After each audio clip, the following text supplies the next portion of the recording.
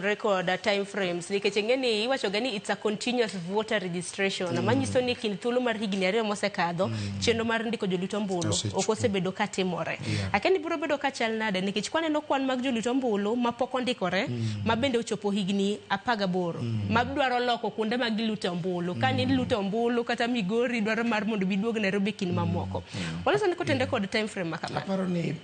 because Guinean continuous voter registration to wasewito karibu higni 3 sani mar registration niendi gini bende nyaka time dweche 8 before election otimre nyiso ni wan mana gi chalo mana ka gima wan gi higa achiel ka ng'eny omiyo onego bedni onego IBC or think outside the box mana kaka wadwa wacho nyaka koro gidhi ma gi reach out to jopiny mondo jopiny oyud gino machiegni okele ward okele kanisa okele liete ka liete nitiere madongo jo IBC odhi bedo okapar ka kata ka giywago budget okapar ka biro cost pesa malicha ahinya mondo mi gichop nyaka gidhi mondo gichop target gino mar ariyo mondo ngato register kaka voter nyaka bed gi ID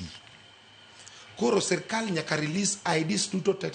te ma osebedo ni nitiere e kuonde registration mag ID goeko onego gol gi duto te oter gi mondo jopiny obed kodgi because ibro yudo ni ji mang'eny ma ineno kata statistics ma giwacho no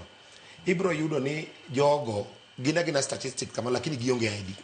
either pok gikao or ID okwamo kama chielo nitie joma mandala kucho moko dich gi ID kata ID ne no lal